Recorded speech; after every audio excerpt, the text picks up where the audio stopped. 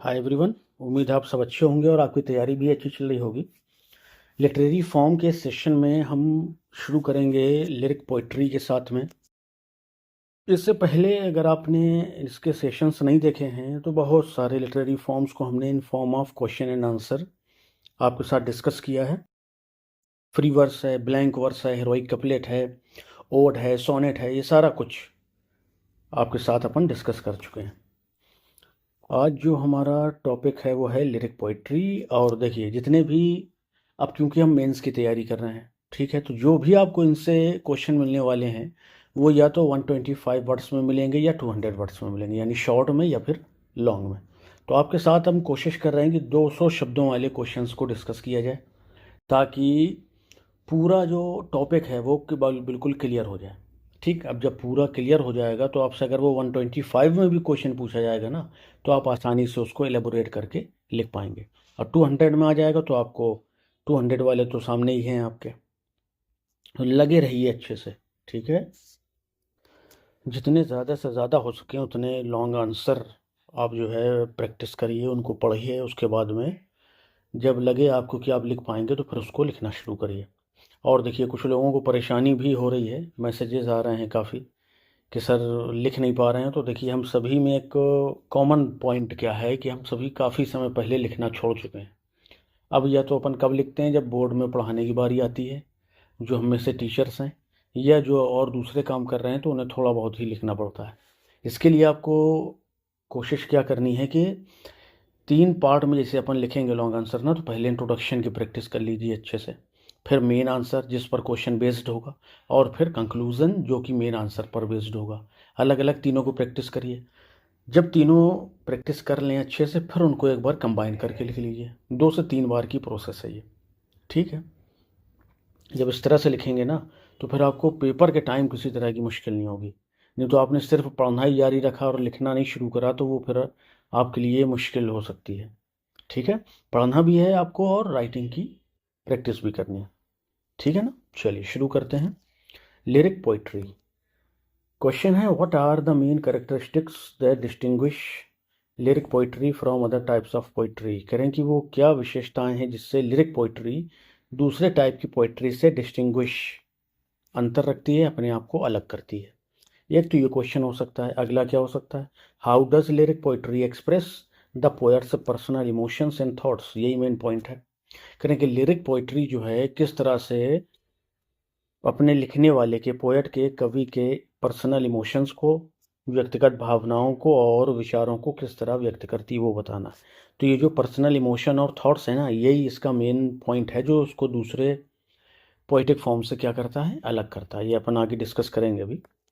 चलिए आंसर देखते हैं। And it says, lyric poetry is a type of poetry, एक इस तरह की पोइट्री है दैट एक्सप्रेस, जो एक्सप्रेस करती है पर्सनल इमोशंस एंड फीलिंग्स, कवि की खुद की इमोशंस को और फीलिंग्स को। Usually written in the first person, इससे प्रायः फर्स्ट पर्सन में लिखा जाता है। ये इंपॉर्टेंट पॉइंट है, इसको बढ़िया से मार्क कर लीजिए कि फर्स्ट पर्सन में लिरिक पोइट्री लिखी जाती है। It is one of the oldest forms of poetry, ये पोइट्री के सबसे पुराने फॉर्म्स में से एक है।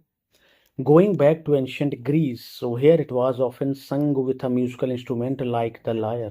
करें कि अगर आप एंशियंट ग्रीस में चलें और वहाँ की पोइट्री देखें तो ये जो लिरिक पोइट्री है या लिरिक्स है ना, इनको गाया जाता था किसके साथ में, लायर के साथ में। लायर एक तरह का इंस्ट्रूमेंट है बजाने वाला, उसके साथ इसको गाते थे।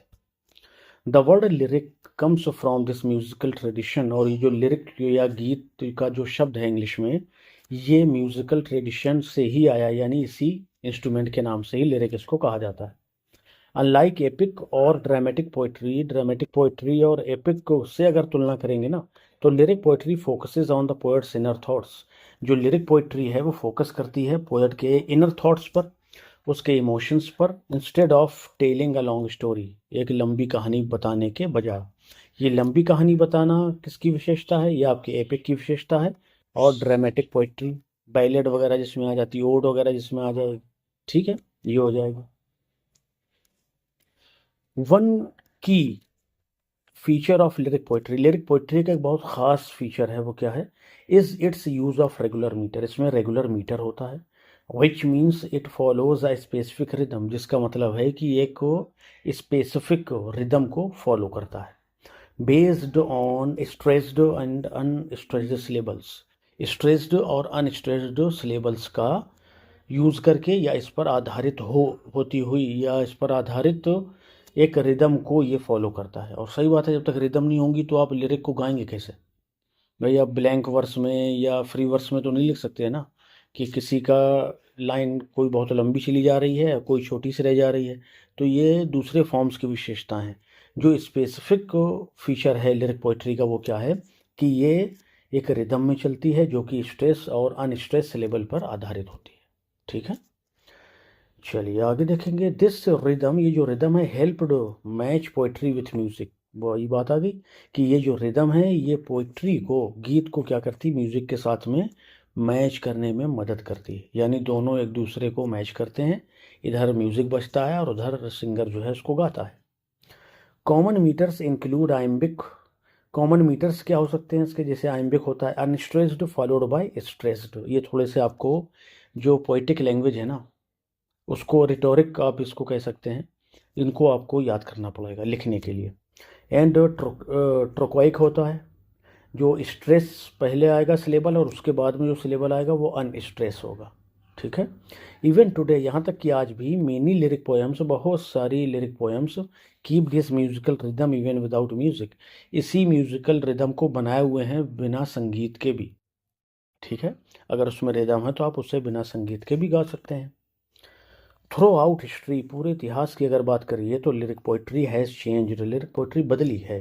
इन द 17th सेंचुरी, 17वीं शताब्दी से English lyric poetry was short and emotional. करेंगे 17वीं शताब्दी की अगर बात करिए तो वहाँ पर जो लिरिक पोइट्री थी वो शॉर्ट होती थी, इमोशनल भावों से भरी होती थी। It declined in 18th century, 18th century में उसका कुछ पतन हुआ। But came back strongly in the 19th century, इसने फिर एक बार वापसी की है 19वीं शताब्दी में पूरे जोर के साथ में। With the romantic poets, romantic poets के साथ, जैसे इनमें से शैले टॉप पर है अपनी म्यूजिकलिटी के लिए, हमेशा ध्यान रखिए। वर्ड्सवर्थ हैं, कीट्स हैं, who wrote about deep personal feelings, जिन्होंने डीप गहरी पर्सनल व्यक्तिगत फीलिंग्स, भावनाओं के बारे में लिखा, उन्हें व्यक्त किया। टुडे, आज, lyric poetry remains a powerful way, lyric poetry एक पावरफुल वे, शक्तिशाली मार्ग है, मेथड है टू शेयर, क्या करने के लिए, शेयर करने के लिए पर्सनल एक्सपीरियंस को through rhythm and emotion, rhythm और इमोशन के साथ में करेंगे। आज भी अगर आप बात करिए ना तो जो लिरिक पोइट्री है वो हमारे पर्सनल एक्सपीरियंस को रिदम और इमोशन के ज़रिए शेयर करने का सबसे ताकतवर या मजबूत साधन है। ठीक है भाई, ये थी आपकी लिरिक पोइट्री। एक एक पॉइंट जो इसमें आपको लिखना है ना और जो इम्पोर्टेंट है वो सब कुछ मौजूद है इसमें, और बिल्कुल क्लियर भी हो गया होगा आपको, उम्मीद है। चलिए नेक्स्ट पॉइंट देखेंगे, and it is elegy. Important question क्या हो सकते हैं? What are the main characteristics and themes commonly found in an elegy. कह रहे हैं कि कौन सी कैरेक्टरिस्टिक्स हैं और थीम्स हैं जो कॉमनली पाई जाती हैं एलेजी में, ये बता दीजिए। या how does N elegy express grief and remembrance through its structure and language. अपने स्ट्रक्चर और लैंग्वेज के थ्रू एलेजी किस तरह से दुख को और यादों को व्यक्त करती है, वो बता दीजिए। चलिए, दो तरह से क्वेश्चन हो सकता है। An elegy is the poem of serious reflection, ये एक गंभीर विचारों की क्या है, कविता है। Usually expressing grief and mourning, जो कि प्रायः ग्रीफ दुख को, मॉर्निंग और किसी दुख ये भी होता है वैसे, इसके लिए दूसरा शब्द आप यूज़ कर सकते हैं, किसी शौक को, मतलब अचानक कोई बात ऐसी पता चली कि जो आपके बर्दाश्त के बाहर है, यानी जिसे सुन कर के आप जो है पूरी तरह से दुखमयी हो गए, आपके ऊपर दुख का पहाड़ टूट पड़ा, इसको एक्सप्रेस करती है। ऑफन फॉर समवन, प्रायः उसके लिए, हु हैज़ डाइड, जो मर चुका है, यानी कोई मरा, आपको उसकी खबर मिली, आपका चाहने वाला था, आपका फ्रेंड था, आपका रिश्तेदार था, आपका कोई परिवार का व्यक्ति था, तो उसकी मौत की खबर सुन करके जब आप दुख और मॉर्निंग में डूब जाते हैं, तो इस दुख और मॉर्निंग को एक्सप्रेस करने के लिए जिस पोइटिक फॉर्म का यूज़ करेंगे उसको हम एलेजी कहते हैं। ठीक, क्लियर बात। चलिए next, the main characteristics of an elegy, किसी एलेजी की जो मेन कैरेक्टरिस्टिक्स है, include a sad and thoughtful tone. एक तो इसमें सैड और थॉटफुल टोन होगी आपकी। डीप पर्सनल रिफ्लेक्शन होगा, यानी गहरा पर्सनल व्यक्तिगत रिफ्लेक्शन, हाव भाव होगा, विचार होगा। एंड थीम्स ऑफ लॉस, नुकसान की थीम, डेथ की थीम, एंड रिमेम्बरेंस, और यादों की थीम आपको देखने को मिलेगी। Elegies often show the poet's feelings, elegies जो हैं वो पोएट की फीलिंग्स को दिखाती हैं प्राय, अबाउट डेथ, मृत्यु के बारे में, and the passing of time, और समय के गुजरने के बारे में। They do not just mourn the dead, वो सिर्फ मरे हुए पर मॉर्न ही नहीं करते हैं, विलाप नहीं करते हैं, but also think about life, जिंदगी के बारे में भी सोचते हैं, फेट, भाग्य के बारे में भी सोचते हैं, एंड द फ्यूचर, और भविष्य के बारे में भी, कि क्या है दुनिया, क्या है जिंदगी। इसके लिए आप एक यूनिवर्सल एलेजी अगर पढ़ना चाहें तो हमारे सिलेबस में है वो, थॉमस ग्रे की। याद करिए, elegy written in a country churchyard, one of the greatest of any literature of the world. बहुत ज़बरदस्त वो लिखी है उन्होंने, पढ़िए उसको, आपको एलेजी की खूबसूरती और उसके हाव भाव और अच्छे समझ में आएंगे। इन लिटरेचर, लिटरेचर में स्पेशली इन इंग्लिश, खास तौर से इंग्लिश में, an elegy is mostly a lament for a departed loved one. करें कि जो इंग्लिश में एलेजी की बात करते हैं ना, वो अक्सर एक लेमेंट या विलाप होता है उस व्यक्ति के प्रति जो जा चुका है, हमारा बहुत प्यारा था, दुनिया छोड़ गया है, और ट्रेजिक इवेंट, या किसी ट्रेजिक इवेंट, दुखदायी घटना पर हो सकती है एलेजी। हाउ एवर हिस्टोरिकली, लेकिन आप उसको हिस्टोरिकली देखिएगा ना, तो the term has also meant poems, इस टर्म से उन कविताओं को भी क्या कहते हैं, इंडिकेट किया जाता है अदर सीरियस सब्जेक्ट्स, जिनमें दूसरे भी सीरियस सब्जेक्ट हो सकते हैं, जैसे, अच्छा, नॉट जस्ट डेथ, सिर्फ डेथ ही नहीं, मतलब कोई गंभीर बीमारी हो सकती है, प्लेग की बात हो सकती है, या मान लीजिए तूफान आ गया, बाढ़ आ गई, उसमें लोग बह गए, ख़त्म हो गए, वो थीम हो सकती है ना, ये सारी चीज़ें। The ancient Greek and Roman elegies, जो एंशियंट और रोमन एलेजीज है ना, कुड बी अबाउट लव। ये थोड़ा सा अच्छे से याद रखने वाली बात है। जस्ट ऑपोजिट है, लव की बात करती हैं, वॉर की बात करती हैं, एग्जाइल, वनवास की बात करती हैं, but the common theme remain sadness and reflection. लेकिन कॉमन थीम, अच्छा ये चीज़ अच्छी है कि जो कॉमन थीम है ना, वो सैडनेस और रिफ्लेक्शन, यानी हमारे दुखमय विचार और गंभीर गंभीर विचार और दुख ही रहते हैं। और हाँ, चाहे वो ग्रीक हो या रोमन एलेजीज हो, चाहे वो लव की बात करें या वॉर की बात करें या एग्जाइल की बात करें, जो टोन होगी वो आपकी सैडनेस और रिफ्लेक्शन से भरी होगी, थीम, ठीक है, ये चीज़। अच्छा, ये आपको देखिए, इतना बहुत अच्छे से ध्यान रखना है भैया यहाँ से, ठीक है, ये पूरा, ये कंपेरिजन ना भी कहे करने को, तो जब आप ये लिखेंगे ना तो एक अलग ही इंप्रेशन पड़ेगा आपका एग्जामिनर पर। अच्छा, आगे देखिए, एलेजीज एक्सप्रेस ग्रीफ एंड रिमेम्बरेंस, जो एलेजीज हैं वो दुख को, यादों को पेश प्रकट करती हैं, थ्रू दियर स्ट्रक्चर, अपने स्ट्रक्चर एंड लैंग्वेज के द्वारा, ठीक। They often use a lyrical I, वो प्राय एक लिरिकल आई का यूज़ करती हैं, विच मेक्स द पोएम, जो पोएम को बनाते हैं, पर बनाता है पर्सनल एंड इमोशनल, पर्सनल भी इमोशनल भी। आई मतलब मैं, खुद की बात हो रही ना, तो वो पर्सनल हो गया। द लैंग्वेज इज स्लो, जो लैंग्वेज होती है वो थोड़ी धीमी होती है, केयरफुल, बड़ी सावधानी से यूज़ की गई होती है, मेडिटेटिव और विचार मग्न होती है। इनवाइटिंग रीडर्स, ये इनवाइट करती है रीडर्स को, किस लिए, टू शेयर पोएट्स सारो, कवि के दुख को बांटने के लिए, शेयर करने के लिए। Elegies also often includes images of nature, जो एलेजीज हैं वो प्रायः इमेजेस ऑफ नेचर को भी क्या करती हैं, इंक्लूड करती हैं। Silence and the passage of time, time के पैसेज को भी। टू डीपेन द फीलिंग, अपनी भावनाओं को डीपेन और गहरा करने के लिए। फीलिंग ऑफ लॉस, अपने नुकसान या लॉस को दिखाने के लिए। करें कि जो इमेजेस आपको मिलेंगी ना, उसमें प्रायः नेचर की इमेजेस भी आपको मिलेंगी देखने को। साइलेंस, खामोशी भी देखने को मिलेगी। पैसेज ऑफ टाइम, ये भी इनमें इंक्लूड होता है। किस लिए इंक्लूड होता है, to deepen the feeling of loss, आपका जो नुकसान, जो लॉस हुआ है ना, उसको डीपेन, गहरा करने के लिए। फेमस एग्जाम्पल्स आर, अब हम कुछ इंपॉर्टेंट एलेजीज की बात करेंगे। मिल्टन्स लाइसिडस है, ठीक है। ये आपकी किस पर लिखी गई है?